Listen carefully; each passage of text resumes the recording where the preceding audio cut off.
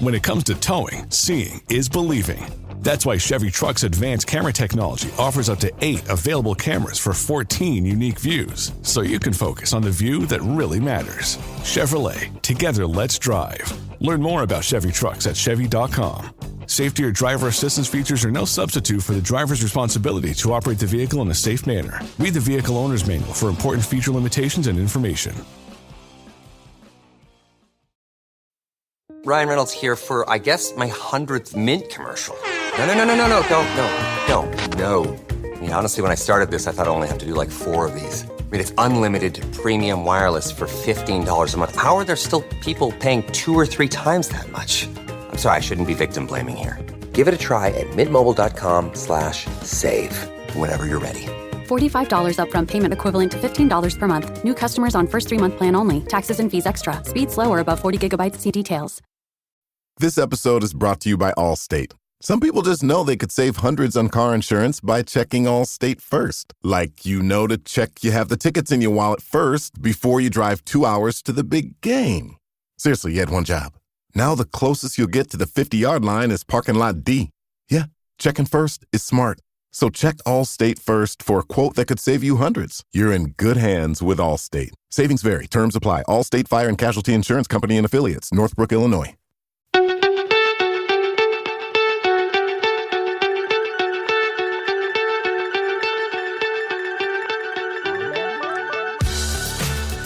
So attention cricket clubs and cricketing family, are you ready to step up to the crease and make a long-lasting impact on your club's legacy? Listen up, we've got something special for you. Introducing Fund It Now, the revolutionary fundraising platform that's changing the game for cricket clubs everywhere. With Fund It Now, clubs of all sizes can create a lasting legacy by selling personalised plaques to their passionate members, supporters and cricket club family. That's right, Livo. Fund It Now has already left its mark on some of cricket's most iconic venues like Lords, the home of cricket, Somerset County Cricket Club, and with projects such as the Father Time Wall and Somerset Legends Wall. And here's the best part, Hugh.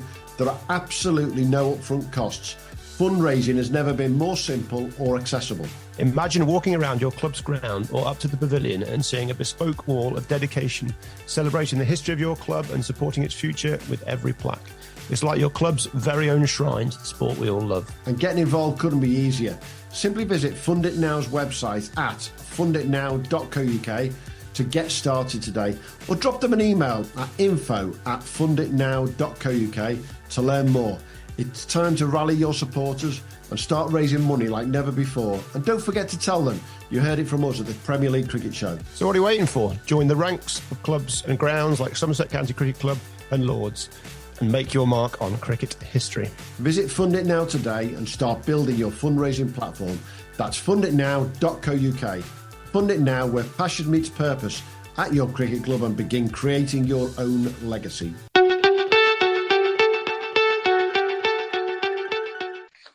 So welcome everybody to another match week recording, and we're going to have a look back at the first weekend in June. And I'm going to say something I haven't said now for the whole of the season so far.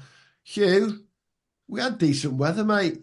There we go. Yeah, well, still a few games called off because of pitches in the week. Notably, East Anglia seemed to struggle the most out of anybody. But yeah, it was nice to get going, wasn't it? Yeah, weather watch week in, week out on here. And our guest smiled as soon as we said that, because it's something that us cricketers were just constantly talking about.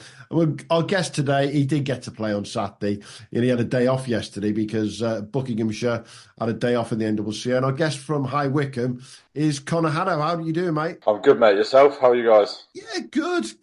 We're watching more cricket than playing as much cricket as you are at the moment. I think it's the main thing to say. At least the weather's got a bit better, isn't it? Yeah, definitely. Hey, for those of you who don't know Connor is, I'm going to blow his trumpet here, so this will be quite funny because you can't see his face. He's the current NCCA MVP when it comes to the time games for the NCCA. And it's fair to say that last season, Connor, he played a little bit of cricket, 53 games in total, of which he actually bowled in 51 of those games. Now, okay, between everyone who's listening, 12 of those games were 1 or 2 overs at a time in the T10 competition in the European Championships, but he still bowled in 51 matches out of 53 and took a grand total of 107 wickets across the whole of the year. You were a bit busy last year, mate, weren't you? I think when we score a few more runs as a side and we've got a big target to bowl at, my job becomes a little bit easier because I get longer to bowl. But yeah, wickets spun a bit towards the end of the year. So kept getting thrown the ball and saying, you go from that end all day, mate. And we'll just rotate the seamers the other end. So, yeah, I got a decent bowl last year. And I suspect there's a few more wickets, non-play cricket-based wickets there as well, and a few other little tournaments knocking about. So that's just what play cricket says. There are 441 overs you bowled according to play cricket last year. That's not bad. Nah, it's all right. It's all right. We get the time stuff in our league cricket as well. So for 9 games of the year, you can bowl 22 or 23 overs out of 60. Wow. So that plus when you've got a day of that, and then you have a 3-day the next 3 days after that. Wednesday, you're normally a little bit sore. How's the body? I mean, injury-wise, how do you deal with that load? So my work actually is strength. Yeah, my work, I do strength and conditioning. So I know quite a lot about it purely because of doing it for work. And you're going to be sore. I don't care what anyone says, you are going to be sore. But it's how fast you can recover from being sore. So doing the right things, eating the right foods, recovering properly. I'm massive on strength work. So I've had shoulder problems in the past, especially when I was at Northamptonshire. And my shoulders just weren't strong enough for bowling all day, every day. And they wouldn't recover then in time for the next day. So it's like having a car with a full tank come April and then just not filling it up and running on fumes the whole summer. Whereas if you do the right work in the weeks, you're technically just refilling it. Yeah. So hopefully you're back close to 100% by the time you start on the Saturday again. Yeah. I've got another podcast coming here in strength and conditioning for spin bowling. So there we go. Yeah.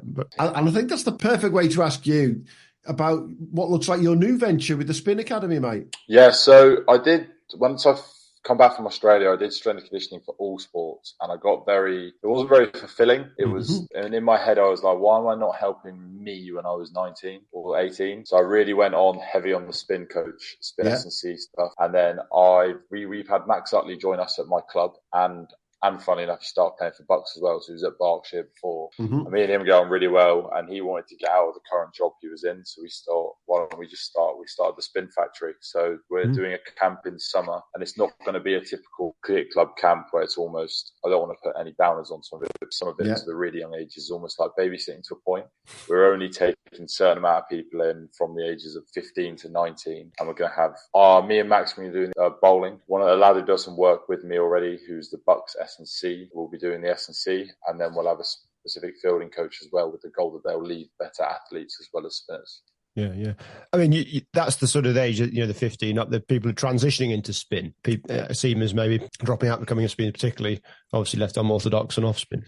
So you're are you taking sort of existing spinners, or are you looking to take guys and teach them how to spin full stop? I think it's a bit both. I've played with lads who have bowled seam till they're 18 and then changed to bowling spin and done extremely well. There's a lad at our club called Billy Dodds who's only started bowling spin about this time last year, and he's now the 3rd spinner in the first team plus a batter, and the shape he gets in the ball is ridiculous. But he never bowled spin until, it wasn't even me, it was one of the lads at the club went, you just try and bowl off spin if you're not bowling in games as a seamer. And he rags it. Absolutely, out of nowhere, absolutely rags it, spins it way more than someone like me or Muttley does naturally, but hasn't got the knowledge of bowling spin and fields and stuff like that and that side of it yet. So he'll get there, but it's a bit of both. Does that mean that you'll have 3 of you in the side at High Wycombe? We are. Muttley wasn't here this week, but the week before there was all 3 of us in the side. But luckily, Billy is a batter as well. So Billy went first 2 weeks in the 200s, so he got in as a batter. Okay, so that means that as you get into those time games in the home counties, you guys are just going to spread those overs potentially around all 3 of you, aren't you? Yeah, and then we've got Cam, who's led the wickets when we were in Division 2 with Bucks and our league that year, who's probably one of the most skillful seamers I've played with. He just hits the string every ball. If you played on glass, he'd get it to nip. It makes no sense. And then AJ, who plays for Bucks as well, is our other seamer and our captain. So we've got 5 bowlers quality, and we split the overs up. If we get above 260, 270, we feel like if we bowl well, no one should get close. But unfortunately, cricket doesn't work like that. That random sport we play where absolutely everything you think should happen, that we'll come to that when we go. Yeah, we're going to go around some of the leagues today. We're going to do about 5 or 6 leagues. If there's 1 or 2 scores there, you'll just go, hang on a minute, how the hell did that bloody happen again? But it just happens week in, week out. You might think that with our game on Saturday as well. Yeah, there's a lot lower scores than that one. There's a lot lower than that one, but let's start there. I mean, you guys, Finch-Hampstead, wasn't it? Yeah. What happened? Well, we got there, and so our ground on Wednesday or Thursday, we had a Bucks EPP 2-day game. Right. And the wicket, because the covers were only the roll-ons and there was a game on, we didn't have time to get the sheets out, and there was a massive downpour about 2-3 p.m. The entire square was underwater within half an hour. The entire square. So our twos didn't even think they'd play. And the pitch that was prepped for them, they ended up going on a fresh wicket because all of that got wet rather than just stripped. Groundsman's nightmare. Yeah. So we went to Finch thinking, okay, it's going to be wet. We've got there and it's rock hard. Like absolutely rock hard. And we're absolutely astounded. We're like, okay, this can't get any better throughout the day because it's not soft on top. Cannot get any better today. Our opener, Callis, has gone out to bat and he thought it was going to be a decent wicket. He said he marked his guard and he just went, oh no, just mud everywhere. It just ended up basically being a crust about that big. And then underneath was just mud. So if you landed it on a fresh bit, it was okay. But if you landed it on that same spot again, it just went through the top and it was just rolled mud basically, mate. And you couldn't score because there was no pace. The outfield was about that long. So even if you hit the ball through the gap, it was only one. So yeah, we got to 80 and our captain said, I think we're going to declare, lads. I think we've got enough. Well, I'm just looking at the scorecard now and Callis went early. Let's just say that. Cam Hemp, your new signing from Swansea, he went early. So did Billy Dodds, so did Alexander Woodland, and so did Teddy Casterton, because you were 20 for 5. Yeah. There wasn't a lot of the game going there. And, bear in mind, of that 20, Teddy had got 12 of them off 34 balls. So I've got this vision of you all on the sideline just going, what on earth's cracking off here? Thankfully, Henry Chapman came in and scored some runs. You scored a quick 9, shall we call it? I got a free hit. Exactly. Archie got a few runs, but you scraped to 120-odd, 127 by the looks of things. You must have then thought you were in the game. Oh, we genuinely believed we had enough. When we were 20 for 5, we said, let's just get to 100. Bearing in mind, I got out, in 19 overs, so still 30 overs left. We said, just bat 50 overs and we'll win the game. But I was batting with Chappers and Sharpie bowled an over, and Chappers played every ball down the line of middle and off where the ball landed, and he's genuinely missed every ball by 3 feet. I was just laughing at him, sat on my back going, no player in the world is ever hitting that, ever. So then we turned it round. Finch-Hampstead go into bat, and I'm just looking at the scorecard now, and you opened the bowling to start with. There can't be many times that you opened the bowling, but 4 for 14 off your 10 overs, and those 4 were the top 4 batters. Not a bad start, is it? No, it was okay. It was. There's certain days where you're like, I won't go for a run today, and that was one. The outfield was long. There was no pace in the wickets. You couldn't cut the ball, so you could bowl as quickly as you could into it. And even if it was short, they couldn't score off you if you were straight. So it was just, you had to slog. But I genuinely think because of the previous 3 or 4 years, we've gone through them a few times with our bowlers. Cam's taken a shed load of wickets against them. They were never, ever going to come out with let's just go for it. That's the only way we're going to win. That was the only way to score runs, hit up, slog, because you couldn't hit it along the ground. It was impossible. Well, got to give credit to all the bowlers there, and in particular, I'm going to give it to Henry Chapman. 2 for 3 off 5 overs. To have an economy rate of 0.6. It's ridiculous. I can't remember the last time I saw one below 1. We see quite a few in the ones every now and again, but I mean, thank goodness you didn't bowl first, because you might have been done by 2:30, wouldn't you? Yeah. But Chappers is not, that bowling is impressive, but the batting was way better. That 40 is worth 150 at our place. Okay. Genuinely, okay. It was. And he got run out. Yeah.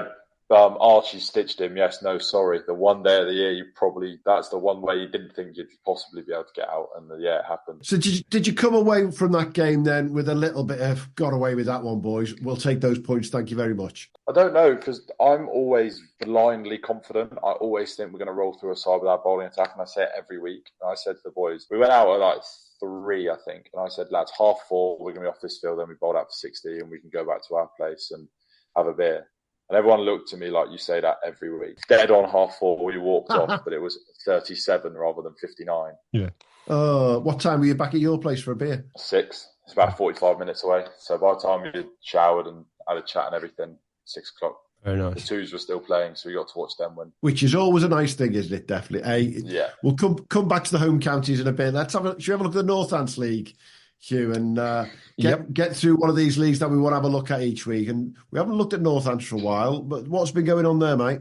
So, Northants slightly less chaotic than some areas of the country this weekend that we'll come to. Start at the top with Brigstock beating Peterborough. Tashwin Lucas with 35 or 55 for Briggs. They've managed 183, but looking at that scorecard, that runs were evenly shared through the team there. It was a real depth performance. Tashwin Lucas top scoring at number 8, I think it was. 35 or 55 for him, but they put a nice score on the board and defended it, bowling Peterborough out for 145. Patrick Croker 3 for 33. Tashwin Lucas again 3 for 34. So he does things in that league, doesn't he? He's back again for another year. Desborough 260 for 7 against Geddington. It was a draw. I always get whether it's a draw or a win-loss for these leagues, but we got a draw cricket happening here in the Northants. Zakir Khawaja, 95 off 92. Riley Marshall, 3 for 33 for Desborough. Jack Lees, 38. Jack Parker, 43. And George Parker, 5 for 66. So 5 for there. Findon Dolben got a win against Kislingbury Temperance. Very solid performance. Tom Brett, 3 for 17 off his 12 overs there. And then Vedant Samal. Yeah, good to see Bretty back in the wickets now that he's a dad. Yeah. I played so much against him for beds and stuff, and he just tears up that Northants league. He has done for absolute years at that place, Findon. Yeah, still top of the league. They won it last year, and I think they're top of the league, aren't they, Hugh? They are. I think they're top of the league by quite a long way, aren't they? Yeah, they're very settled in. They look well set already. There's not too many leagues that are sort of as set up as that, but they look good to go. Then Old Northamptonians and Wollaston. That was a close one. Well, not a close one, but Wollaston bowled out for 114. Old Northampton's 196 for 9, so that was a big win for them. Tom Hogan for Old Northampton's managed 56. Dilshan Kanchana 34 of 38, and then 4 for 13 for Javad Orakal Khan. That's an interesting name. Archie Lazarus Ingman 3 for 20. So there's some. And Wollaston, Christopher Perry, 6 for 53. And then Oundle made easy work of Rushton Higham Town, 102. Did a Craig brother do something by any chance? I got Connor Craig. It is Connor Craig, isn't it? 15 off 13. And then Harrison Craig, 4 for 11. So, take your pick. But 15. I think, again, Connor's smiling at us. He's used to the Craig brothers in NCCA, obviously. Yeah, and Oundle Town's where one of my good mates from university plays, Tommy Simeons. Yeah, he didn't get a bat, so it was. He would have been happy with that. he was in next. Connor Craig, 15 off 13, not out. So they saw that off pretty easily. That's the Northants Snap Roundup. Oh, such a clutch off-season pickup, Dave. I was worried we'd bring back the same team. I meant those blackout motorized shades. Blinds.com made it crazy affordable to replace our old blinds. Hard to install? No, it's easy. I installed these and then got some for my mom. She talked to a design consultant for free and scheduled a professional measure and install. Hall of Fame son. They're the #1 online retailer of custom window coverings in the world. Blinds.com is the GOAT. Shop Blinds.com's primetime kickoff event. Save up to 50% off select styles, plus doorbusters. Rules and restrictions may apply. Yeah, let's move across the country to an area that I know Connor knows a few of the players from as well. South Wales. The champions last year, Swansea, have, let's just say, not got off to the most auspicious start to the season. Our friend to the pod, Brad Wadland, will not be pleased with me saying that, but I'm sure he'd back it as well. They're in fourth place at the moment, but they haven't really got going, Swansea. And they had another defeat this weekend to, let's get this one right, shall we, Pontedula, was it? Pontedulus, yeah. I was up in North Wales for a junior match this weekend, and I was learning some Welsh up there. So, it's I haven't got any better at it. I should do, but so we just run through the scores there. So started with Swansea. They put a good total up, but they didn't manage to get over the line. So Pontedulus 251 for 6, Swansea 237 for 9. So Pontedulus won by 14. Decent effort all round, but Richard Grant 115 off 100. 141 balls. Pontedulus to get that one, and Oliver Rogers 7 for 48. So two lads doing particularly well there. St Fagans lost to Usk, bowled out for 103. Usk knocked them off 15 overs. Smart work. Will Smale, 69 from 36, got the job done for us. Usk, one of the teams who've come up this year as well, so they're halfway up the table doing all right. Yeah, solid. Cardiff, Newport. Cardiff, 173 for 10, so all out there, and Newport, 172. So that was a one-run win for Cardiff. With Newport had an over and a bit to go, so wicket off the last ball to win the match there for Cardiff. That was a terrific win for them. A hell of a game of cricket. With Asa Tribe, who we've spotted, lurking around the place, doing well again. 41, top scorer for Cardiff. Well. Yeah. The Tribe brothers, the Tribe. Beside those three of them, or was it just two of them? There's a few lurking, wasn't there? I can't remember. It's a tribe of tribes. A tribe of tribes. So Antigua Phillips, 3 for 19. Nathan Berry replied with 33, top score for Newport. But yeah, runs and wickets spread around the place there. Bridgend got over the line at Neath. Quite comfortable work of it, 186 for 4, winning with sort of 8 and a bit overs to go. Sam Wood, 56. Scott Matthews for Neath, 45 from 102. And then Ammanford and Pentridge. Pentridge got home 1 wicket with 1 wicket remaining. Plenty of overs in the bank, but a tight finish there. Rhys Hugh Davies, good Welsh name there, 52 off 118 for Ammanford. Prim Sazodia, who we've seen around a number of scorecards this year, 41 of 46 for Pentridge, top scoring there. So it's fair to say, looking around the North Ants League, the South Wales League, we'll have a look at the home counties next. Not that much chaos going on, just a sort of nice, easy days. The sun's come out. There's a few runs going around. There's a few wickets being taken. Nothing as mad as down at Finchampstead with Connor, was there? Nothing really, no. But I think there's some to come. I suspect the midweek weather didn't quite get everybody, but it's certainly got us, and it's certainly gone down the middle of the country by the sounds of it. So I think definitely. Let's have a look at the home counties though. While with Connor here as well, Finchampstead being bowled out for 37 was by far the lowest score in the home counties this weekend. But what else was going on there that sort of you could point out, Hugh, that Connor might be able to comment on as well? Well, Wargrave all out for 88. Is not an unusual, which is an unusual score, but they've not quite got rolling this year, have they? They're down third from bottom, not really got flying. They've had 1 win, 3 losses, Wargrave. So yeah, it's a bit of a surprise. They're sort of a very strong team, and I think Connor knows quite a few of the guys very well. So do you know what's happening there? Any insights? I see links quite a lot, and I just think the type of players they've got in their lineup are very destructive. The way they play is the way they play. And I don't think wickets at the moment have suited the way they play. But you never know with those guys. One of those lads can come out and get 150 off 80 balls and winning the game out of nowhere. You just don't know. But they were right up with us last year, even with their points deduction they had, which was a bit stiff on them, if I'm honest. But even with that, they did very, very well. So they'll come good. They will come good. Same as Wokingham down the bottom. Wokingham 0 for 4. We lost the Bucks captain, Hampo, who played at Wycombe last year, moved to Wokingham. They're 0 from 4. But they keep losing by little margins. Yeah. And all it takes is a couple of nicks to go for 4 and you've won the game. So they'll come good as well. It's been a weird league. Brickhill and Downshire have just come up. We're up the top. But it normally all middle of 9 games in, you normally start to see the true sides come out. You can't really tell in this first period. Yeah, it's still the very early days, isn't it? There's only 4 games played, and there's nobody's won them all, and a few results here and there. It'll settle things down. It's not like some of the northern leagues that are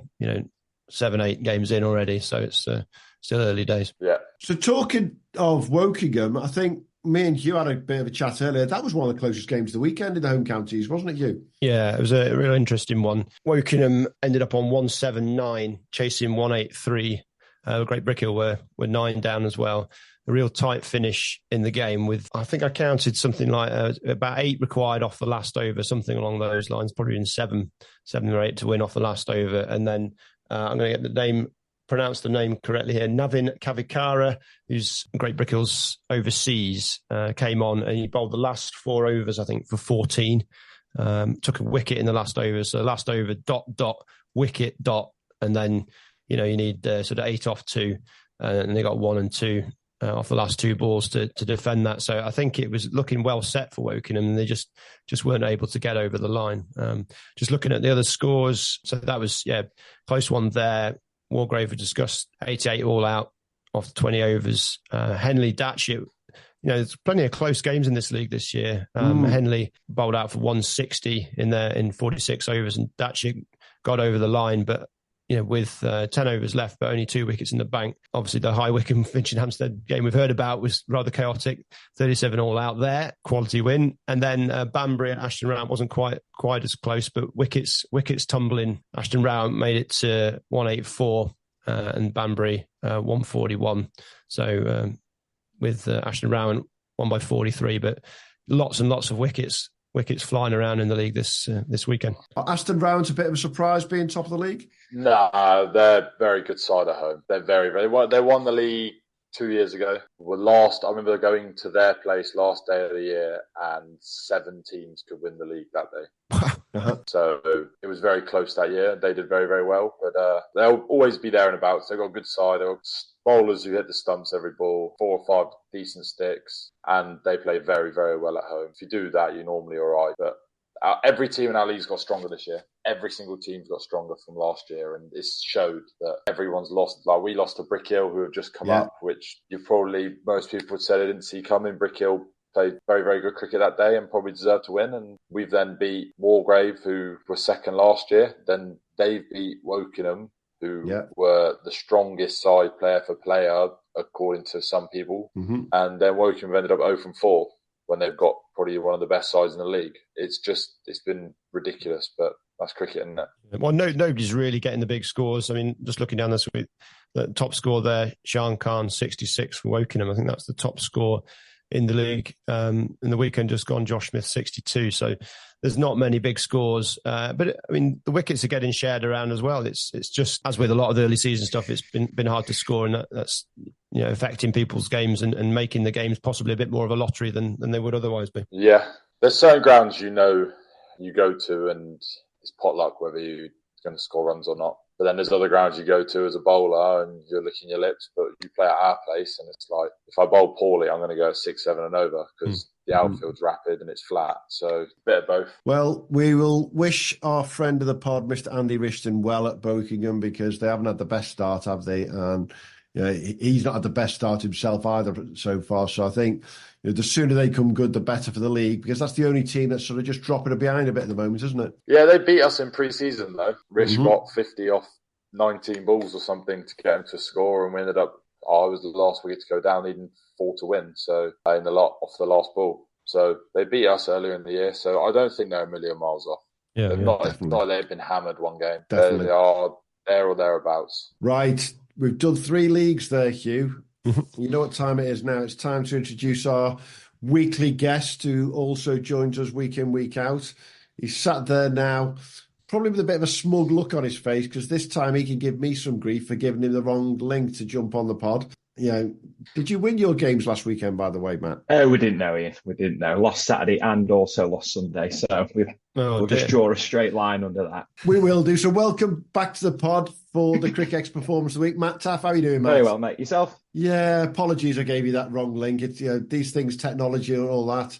Connor's had issue with his earpods before he got started. I've given the wrong link out. It's all going well today.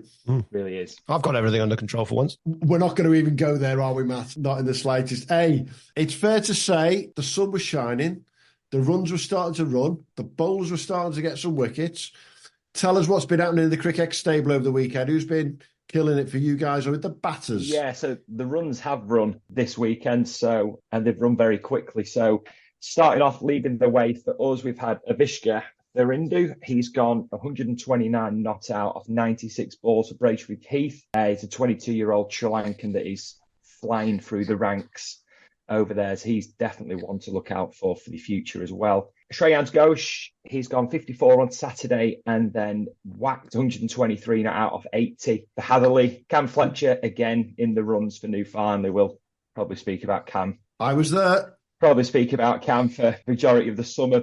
Absolute run machine. So he's gone a 90-odd ball, 115 for them. Lakshan Rodrigo, 107 not out. Australian Damien Burridge, 106. And then Sangeeth Curry, 104 for Woodford Wells. He is being picked for the Sri Lankan's next test opener. So he can't be too far away from a call-out or getting international levels. And where's he playing at right now? He's at Woodford Wells. From Woodford Wells to opening test matches. Exactly, yeah. So bit of a contrast. Former under-19 New Zealander and Northern District's Fergus Lellman, he's gone 103 for Flowery Field against Heaton. And then last week's star, Manisanka Murasingh, he's backed up his 185 not out with just 100 this week. Just 100. Yeah, just 100. 6 sixes.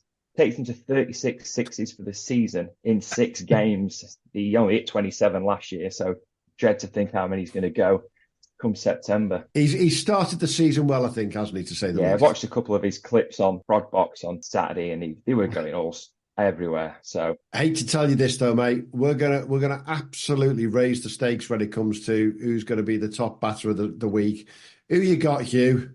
Top batters, Jacob Bula, I think that's how I pronounce it. 217 off 144 balls in the Birmingham District Premier League. So that's the second double hundred of the summer and one of the quickest as well. It's a terrific performance from him. I believe he's... that's a 200 at a strike rate of 150. Yeah. Not too shabby. He's a Kiwi. He played a bit of Leicester twos. He's got dragged into a bit of Leicester twos as well. Off spinner, New Zealand under 19 player as well. So great performance from him. And a long way behind him with a meagre 163 not out is Sam Perry, Old Edge versus Grappenhall. And that was a real match-winning performance from him. Virtually nobody else got any runs in that game for Old Edge. He 163 for Sam Perry and Saban Mahmood 29 as the next top scorer for Old Edge. Everybody else but Andrew Windle down at number 9. In single figures or ducks. So that was a real... Grappenhall must have been pulling their hair out there because he 163 off 173. They put on 237 and Grappenhall couldn't quite get it home and got a draw. So terrific from him. Third on the list, Atik Bhatti, 136 off 94 for Grantham. Grantham doing pretty well. They keep popping up in our scoring tables. So quality from him. They won big win there, 325 they got in total versus Long Sutton. Then Henry Rogers 134 of 133 for Cuckfield against East Grinstead, and then Ian Cobain of Formby, familiar name, 130 off 114 against Rainford. That's the top 5. In a very high scoring game. It's 570 plus runs between the two of them. Yeah, 285 plays 282. Hey, Connor, got to ask you the question. You come up against someone like Jacob Bula, who's running at 150 strike rate. What the hell do you even think of doing to him? Bowl at the other bloke. Should we talk about bowlers, Matt? I think that's the best bit of advice I've heard all year so far. Yes. Cricket bowlers, mate. What have they been up to? Yeah, it's up in Scotland. We've had Sachin Jayawarden. He's taken 7 for 8. So he's leading the way for us. Don't think that'll be pipped. And then we've got Mayank Mishra, 5 for 17 for Cleethorpes in the Yorkshire Prem. Ravindra Karunaratne, 5 for 22 for Grand Pound Road. Former Warwickshire Sunny Singh, he's gone 5 for 30 for Jane G. Meakin against Cheadle. And then Mohit Jangra, 5 for 78 in a big spell for Highfield. Left arm seamer, so he's covered some yards on Saturday for them. Some good figures there, Hugh, but I think we've got our first 9 for, haven't we, around the rest of the country? It is our first 9 for. Well done, well remembered, yeah. So Ishan Abisekara, 9 for 30 for Harrogate against Easing Wolds, 11.4 overs, 9 wickets for 30 runs, so incredible performance from him. As we can imagine, a match-winning performance. Harrogate put on 311, bowled Easing Wold out for 135, and he pretty much did all the damage. Just the disappointment of Jack Shutt nicking 1 wicket and ruining his temper, which I think deserves fines, beers, whatever, jugs. So Jack Shutt was this year's Ollie Freckingham then? Basically, yeah, ruined the party. But I mean, he can't help. He should have just been bowling wides, but maybe had a dart at a wide. Definitely. So we'll see. Yeah, LBW. So he wasn't. He was trying to get him out. That's just disappointing, isn't it? Yeah. Sorry. Yeah. So Ishan Abisekara, top. Liam Crooks for Saltburn against Darlington, 7 for 6. Now Saltburn, we know, is a rather low-scoring ground with plenty of wickets shared out there.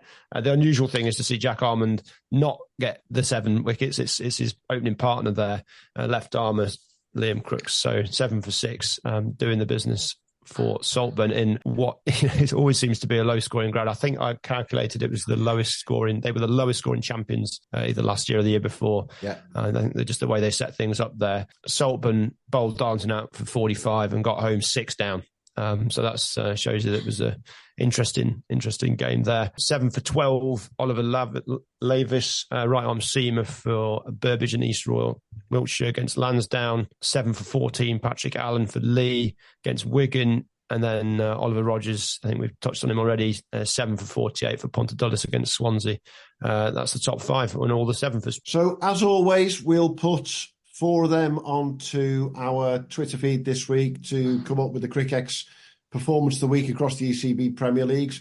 I think it's going to be hard-pressed between someone with a double ton and a 9-fer.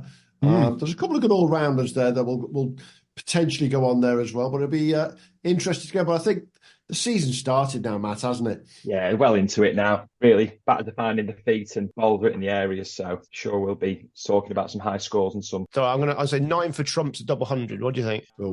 Good question. As a batter, I'm taking a double 100, but yeah. Connor, 9 for a double 100. What would I personally prefer, or do I? Yeah, that's true. That's 2 good questions, 2 points there. What would you personally prefer? Yeah, which one do you prefer? Double 100, because it's just not going to happen, is it? No, it's not. I've got to ask Matt one question before he goes. How was your day out? Your annual, you love going to Colwyn Bay. Did you have a good weekend? Enjoyed the trip, didn't enjoy the results, and that was that. A couple of days afterwards, but not too many for an hour and 2-hour drive home. So didn't affect the result the day after? No, it didn't. It had nothing to do with that. I had a completely different side out on Sunday. So I actually found out on Saturday, though, it's the longest journey for an away game in club cricket. From Lytham to Colwyn Bay. Okay. I have a funny feeling there might be 1 or 2 around the East Anglia League who might be pushing that one. Well, it's also East Anglia might take longer, but might be as far just because of the. We had one before our league split. Where was that? Newbury to Bishop Stortford. Ooh, and that's an awkward trip. The Heart leagues pulled out, so that all went away. Yeah, that's a long way, isn't it? That's a horror show, that one, isn't it? Yeah. Matt, thanks for joining us once again. No problem at all.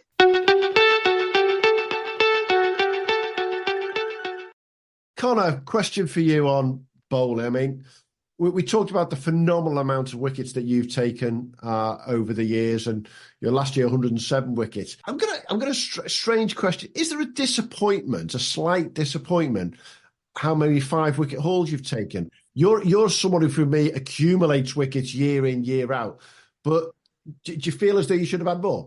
The lads were taking a piss at me on Saturday. I've taken 3 4-fers this year already, and all 4 wickets have come within 5 overs. So the answer is yes. Literally just call me allergic to a fifer. I might as well buy a jug of beer anyway. I'm never going to get there. I was going to ask, is it just pure jug avoidance? It's a running joke that I've taken more 4-fers in the ones than I have like 1-fers. I just get to 4 every week, and not every week, but most weeks, and then they batters just pat it back. But like last week against Datchet, they needed an 8 or 9 and over for the last few overs. I wasn't really searching, because then that brings them back in the game. So when it gets to red ball, then it's different when you have to bowl sides out. But for now, if I go at 2 and over, 1, 2 and over, we're probably going to win. So, and that's the difference. Is that you guys are now going into red ball, aren't you? You're about to start is it 9 rounds of red ball? 1 more game, and then we're into red ball, which is 120 overs in a day.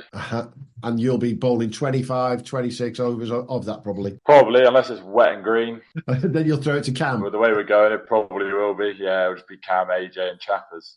20 overs each. I might bowl 3 or 4. Give us a quick heads up in the home counties of any players that you've seen so far this season that people might not have heard of before. Yeah, with respect, we've all heard of the Dan Lincolns, the Andy Rishtons, the Connor Haddows. Is there anybody you've seen this year in the home counties who thought, there's a player to keep an eye out on? The overseas are Brickhill, Nav Karakara. Doesn't bowl a bad ball. Right. Good change of pace, left arm spinner. Mm-hmm.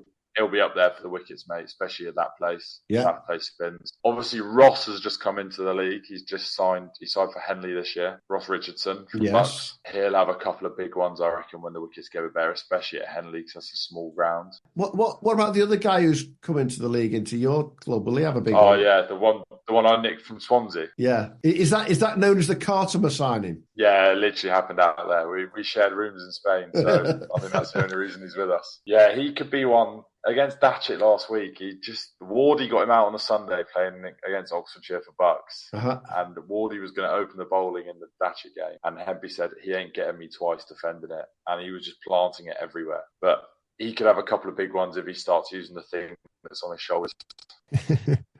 I'm not going to say a word. No, I think you've got some really interesting guys who come into the league there. Talking to other guys around the home counties, it has been quite a settled league for a number of years now with the players who a real good generation of players around the league in total. But it is nice to have the Ross Richardsons come in. And Cam's a quality player. There's no two ways about it. Cam Hem's a quality player. Yeah. And I think you're right. Getting one or two more of them can only increase the quality, can't it? Yeah, it's only going to go up. And lads have spread around. Like previous years, everyone's been at Wycombe and Henley. And then the other teams have sort of just trailed behind. I think you take out Rowan's league in 22 and Finch's in 2016. You could probably Google this. Mm-hmm. Take out them two. I think for 15 years, only Wycombe and Henley won the league, bar two leagues. So Rowan winning it a couple of years ago was obviously something different. Yeah. But everyone's stronger this year. Everyone's so much stronger. With every game you play, there's no like, oh, these guys are going to go down. We've got an easier week this week. There's none of that. Not one thing. Finch, who have survived the last few weeks, I know what happened. But we were going into the game. They were top of the league, 3 from 3, having beaten Walgrave and Wokingham, who are picked to be two of the better sides. So it will be interesting come September. It will be. And as you look at your league right now, you're right. I mean, the top 5, there's less than a game between them. There ain't many leagues around the country that can say the top half of the league, there's less than a game between them.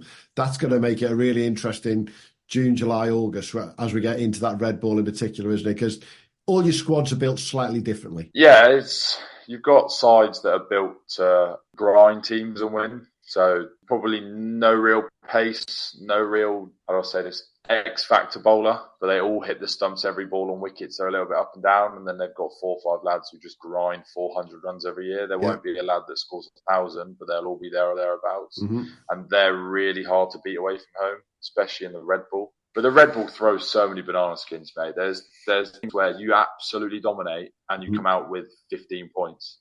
But then there's games where teams lose and come out with 15 points as well. So it's ridiculous. You can be absolutely hammered all day, but then get a load of wickets late in the day and survive a draw, or get out with a draw and have a certain amount of points. Or you could dominate, only get a team 4 down, and you come out with less points than someone who's not dominated a game. So Obvious question. Do you like the format of mixing the two together? I do.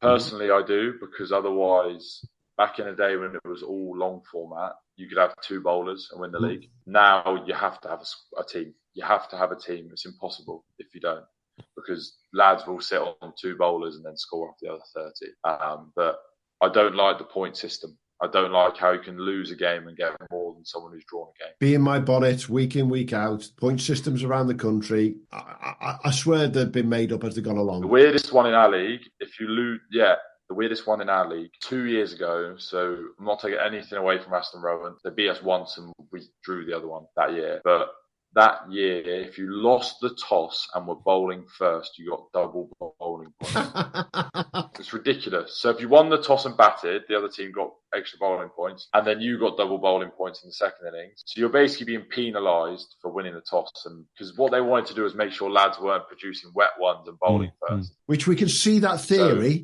But it's the wrong way of going about it. You should get double batting points, and then you will want to win the toss and bat first. But you're basically penalising people for winning the toss. We won every toss, and we had 20 less points or 15, 16 less points than someone, even though we'd had the exact same results. Yeah. How's that work? Point systems are our second favourite subject behind the weather, aren't they, Hugh? That's it, yep, there is. Most definitely. Point systems, weather. Shall we go to something a bit more crazy, the point systems and weather, Hugh? The Derbyshire League at the weekend? Yep, let's jump in. I'm going to say the obvious thing here. Where do we start? I'm going to start by saying that last year's league winners, Swarkston, are in 6th place. They've got off to a fair to middling start. Denby, who were up near the top, they're in this bottom half this year at the moment.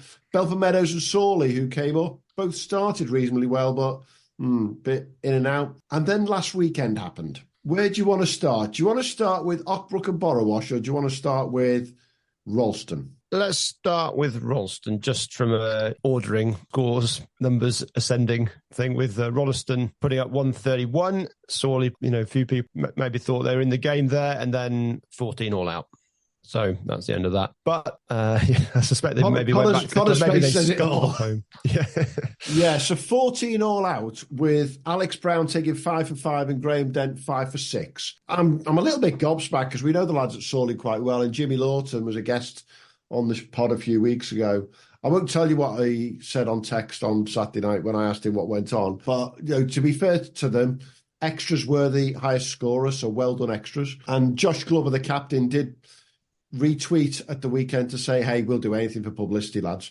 So, 14 all out in 14.4 overs it took, though, as well. Yeah. Horrendous afternoon, but well done to Alex Brown and Graham Dent over at Ralston. I know Ralston lads who just can't believe what they saw over there. And Connor, we ask it week in, week out, what's the lowest you've ever been bowled out for? Not that low. That's a good answer. There's been worse performances, though. I've been in a team that's lost 7 wickets for no runs in the National Cup against Peterborough. Oh. We needed 4 to win, 3 down, and lost.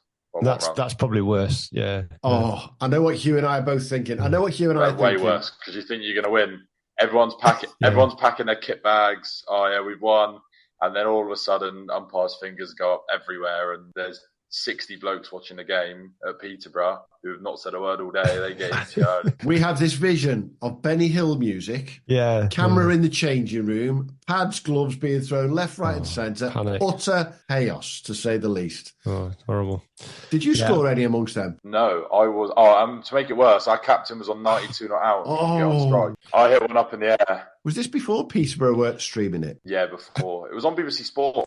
So I was driving to a game to play. I was at Northamptonshire on the academy at the time, and I was driving to a game. So I had to drive from Peterborough to Kidderminster, which is a terrible drive, all back roads, and my phone did not stop ringing, and I just didn't want to talk about it to anyone. We know that feeling. We've heard these stories. Yeah, but, it was awful. What else went on in the Derbyshire League then, Hugh? Where should we go to Ockbrook? We can do, yeah. I think this is probably the more surprising of the results in that Denby are, a powerhouse in the Derbyshire League and have been for years, but so are Ockbrook. But Denby got put in 23 all out off 17 overs. Ockbrook knocked them off in 3.4 overs, none down. Slight caveat here in Ockbrook's bowling attack. You've got Sam Connors, 8 overs, 2 for 8.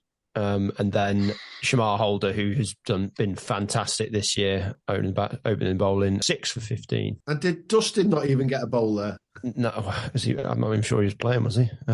Yes, he was. No, he didn't get a bowl, yeah. Shamar was training at Wycombe last year. Was he? Yeah, he was doing his speed camp at Wycombe. And how quick was he? He weren't slow.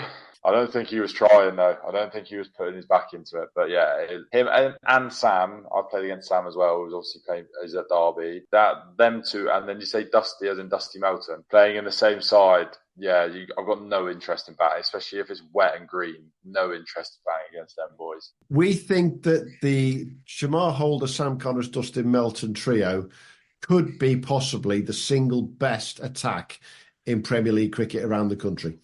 You're not going to get much better than those three together. You're not going to get much better than that, no. And it's different if it's 2 or 3 spinners. Yeah, Gareth Young to back him up. Yeah. Who's got rather a lot of talent as well there, to say the least. So it was a weekend that Denby will want to forget. What else? Yep. Just, let's breeze over the rest of the Derbyshire League there, Q. Bondon did for Cutthorpe quite easily. Spun him 208 and then bowled them out in 41 overs. And Justin Watson, 58. A few other scores there. Belper bowled out for 64, out of A&B 150, Belper 64. So, not a close game there. The two promoted sides struggling a little bit this week, or struggling a lot this weekend. Dunstall Orrowaz was a good game. I still think I'm possibly not pronouncing Orrowaz right, but it sounds about right. That's fine. Orrowaz is perfect. There we go. More your neck of the woods. Yeah, 242 plays, 239. I actually looked at this scorecard, which I shall do so now. Dunstall won the toss, had a bat, and Orrowaz very nearly got over the line there, didn't they? Yeah. So that was a really terrific game of cricket. Dan Welsh, 86 off 88. Orrowaz replied, Jeru Islam, 80 off 92. Gareth Woolley, 66. And wickets-wise, 4 for 60. Thomas Hill, William Hodgson, 4 for 39. And then, Swarky's game, Swarkston bowled out for 110. Sandaker knocked him off 2 down. Sandaker, who lost to Sawley, was it the first game of the season? So, it's, I think Sawley, despite being bowled out for 14. I think they could probably still be relatively happy with the start that they've got coming up. It's a difficult league to come into. And Swarkston, last year's champions, minus a few players, not been able to keep things going, but they're putting some scores together and winning a few and losing a few. So, it's a long way to go in this league. I think well done to Jake Benson, who made his debut for Sandy Acre, I think it was the weekend as well. He's come over from Lindham in Lincolnshire. Saw Jake first game of the season over there. He's just joined and took 3-4-19, so a decent start there.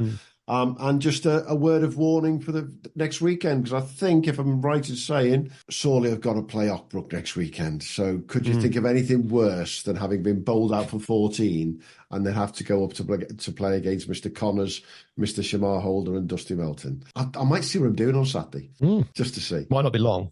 Yeah. I've got an hour spare, haven't I yet? Sorry, Jimmy Lawton. Right, yeah, I'm going to get in trouble for that one, aren't I? Definitely so. Hey, let's go quickly down to the Surrey Championship. Not far off Connor's patch, and he'll know quite a few players down there, I'm almost guarantee. What cracked off in the Surrey Championship? I'm going to start off by saying I think I've seen on video the single quickest batter running between the wickets in club cricket that I can't remember ever seeing anyone so quick. His name is? Teague Wiley, friend of the pod, and we'll have a special coming out with him very shortly. He managed to get himself run out, which looked pretty dubious. Wasn't the only dubious close line call in that game, so we'll touch on that. So that's Isha against Ashdead. Isha 238 for 6. Teague Wiley continuing his excellent form, overseas West Australian state player. He got 59 off 73 run out there, and then bowled Ashted out for 171, playing for Ashted, a certain Mark Stoneman, who was stumped on 32, and that one, not quite sure on that one either. It's nice having the videos, and you can't really tell. Yeah, the angle's crap. We mustn't have a go at the umps, because they've got one look at it, and if my square leg umpiring tends to go, but I'm often looking the wrong way, so they may be getting paid, but they won't be getting paid enough. But yeah, there was an excellent game of cricket there. Just East Moseley easily dealt with Banstead, 167, and then they got bowled out for 54 in 17 overs, so a low scorer there. Guildford, Weybridge, close game. Weybridge 223 off their 50, and Guildford got there with 3 overs to go. Well, not quite that close. They only had... How many did Scotty get? Scotty got 36 off 63.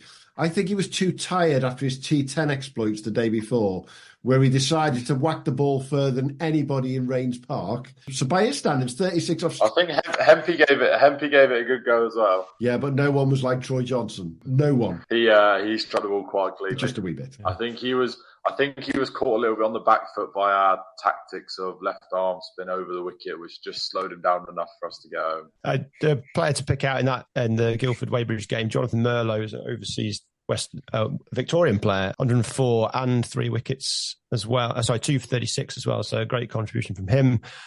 Sunbury, Reigate Priory. I think was Reigate Priory top before this game? Possibly, but I know who's top now, and we'll come to them in a second. Yeah, so Reigate Priory, 178 all outs. Sunbury, 138 for 3. So Sunbury won by 7 wickets. Josh Blake, 50. Martin Anderson, 88. Fraser Sheet, 52. And some few wickets knocking around there. And then Sutton, Wimbledon. Wimbledon just not quite happening this year for them yet. Still early days, isn't it? But yeah, bowled out for 153. Sutton, 192 for 6. Josh Blake, 50. And Wimbledon's top scorer with Michael Turner, 43 wickets liberally spread about. And I think I'll be right in saying that Sutton are now top of the league, having come up this year. So I think looking around the whole of the divisions, 32 Premier Leagues around the country, they're the only promoted side who are currently top of the league. 4 games in, 66 points. And Wimbledon, obviously, we're expected to do far better than what they've done so far this year. They're in 8th place at the moment. Just as you say, not getting going at all. It's only one game difference, really, isn't it? So there's a long way to go. Everybody's lost one, and so one result either way, and they're right up there. So I think it's 4 games in early days. It is. Last one. Should we do the final league? Yorkshire Prem North. One of our favourite leagues. Got lots of friends up there, including Mr. Noah Kelly at Driffield.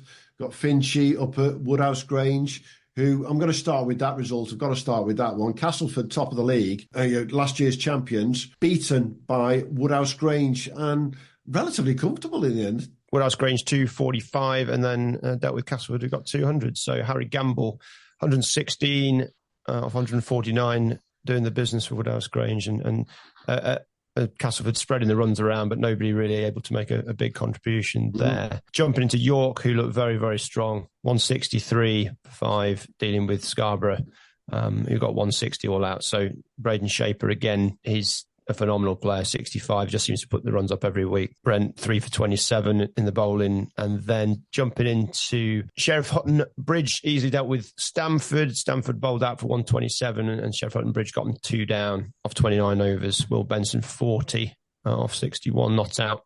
Mark Fisher, 4 for 21. Hull Zingari, who've had a solid start to the season. I don't quite know where they sit in the table. They sit 8th. So yeah, they come up this year and had a pretty solid start. 2 wins in their 7 games. They lost to Sesse this weekend, just gone 158 for 6. Sesse got there with 6 overs to go, but with only 2 wickets left. So close game. Callum Helwig, 38 or 43 for Hull Zingari. Mark Jackson, 47. And then Easingwold Harrogate, we've touched on this game already. Harrogate 311 for 6, and then with Isaac Light 117, Henry Thompson 110, and then Ishan Abiseka with his 9 for 30 to bowl out Easingwold for 135. That's definitely the headline there, isn't it? Hey, we've done 5 or 6 leagues again this week, and we'll keep doing 5 or 6 leagues every week on a week-to-week basis. So every league's going to get spoken about 4 or 5 times specifically during the year. But the special performances around the leagues, well, if it's not in one of the leagues we're going to talk about, they will come up along the way. Connor, we're almost done. You're getting into that fat meat of the season now. You're going to be playing a hell of a lot of bloody cricket. What are you looking forward to the most? Not having lads try and hit me 120 yards on the AstroTurf. Nah, it's all good fun. It's just different mindsets, isn't it? That T10 stuff, you literally just got to accept. If you go for 12 and over, you bowled really well, and it's not bowling normally in cricket. You're never trying to hit the stumps. So let me ask the question: T10, 12 and over. When you're playing on a Saturday right now in 50 over, what do you want to go under? Below the 4s. Below the 4s. When we go into red ball in a week and a half, 2 weeks' time, what are you looking at then? 2.5. 2.5, and just squeezing, literally. The guy who's the leading wicket taker in the history of our league is also our chairman, who was the spinner at Wycombe before me. And he had a theory that if you bowl, every ball you bowl in the right place, you'll bowl 5 doom seeds, people call them, or wicket-taking balls a game. But if you try and bowl that ball, you'll bowl 1 a game, but you'll bowl 30 balls everywhere. Whereas if you just do the simple things, land in the same place every ball, all you change is your field, the end column will take care of itself. Does that therefore follows what I always say to youngsters when I'm coaching them? It sounds boring, but we just want you to do the same thing time and time again. Repeat your process. That's all I talk about. Just focus on your process. Don't worry about the end result. Because there'll be a batter who'll run down and play a good shot. There'll be a bowler who bowls you a good ball that is getting you out every time. You can't control that. Just control what you can control, and the rest will take care of itself. That's something you'll be doing at the Spin Factory when you come to the summer. Yeah, so my CH performance is spin specific, S&C and online spin coaching. The Spin Factory is just camps that me and Max Utley are going to run. Yep. But I do spin bowling, online coaching for spin bowling, and strength and conditioning for spin bowling to spin the ball more with my own company, all online. Because people train fast bowlers. If you run in quicker and transfer that speed quicker, you'll bowl quicker. But we're not coaching spin. If you can rotate quicker, you can put more rotation on the ball. Absolutely. But no one coaches it, so no one does any spin S&C. I think I've looked on social media, and I think I'm the only specific spin bowling S&C that I can find. So yeah, that's what we do. Well, we will make sure that we put some of that out over the next couple of weeks as well, and follow what Connor does. There's a great video in particular. I think my favourite's the one he's done with his mate Mr. Hemp, batting with Hempy in the nets there, and that's a good one, isn't it? Yeah, it's just I want people to understand about you only see the best balls people bowl normally on their social media. You watch that video of me and Hempy, every ball bowled, nothing really goes on. That's the boringness of it. And we're still talking about every little detail. Yeah. And Hempy goes, did you mean to do this? Did you mean to do that? And if people can see that's how you need to practice, they'll improve rather than just bowling endlessly without talking to people. There's a massive bugbear of mine. It's just bowling for the sake of bowling. Perfect. Hey, that's a great place to end it. And we'll catch up with you later on in the season. Let's see how many of those games you've played, how many more boring spells you've bowled to take 4 more wickets. Sorry, I couldn't resist that. And how many more times you've avoided the jug, and the lads are caning you for it, aren't they? Yeah, I'm sure there'll be a couple more of them. Hey, thanks for joining us, Connor. Much appreciated, mate. Thanks, Connor. No problem. You look after yourself, guys. Cheers, guys. Thanks very much. Thanks for listening to the Premier League Cricket Show. If you haven't already, make sure to hit that subscribe button so you don't miss out on future episodes and stay updated on all the latest news, views and discussions from around the Cricket's Premier Leagues. And be sure to follow us on X, formerly known as Twitter, and Instagram at TPL Cricket Show on both. Join the conversation, share your thoughts and connect with us and your fellow Premier League cricket fans. And hey, if you enjoyed the show, why not show us some love? Leave us a 5-star review on your favourite podcast platform, as it helps other potential listeners to find us when they're searching for cricketing podcasts. Thanks again for being part of the Premier League Cricket Show family, and until next time, have a good one.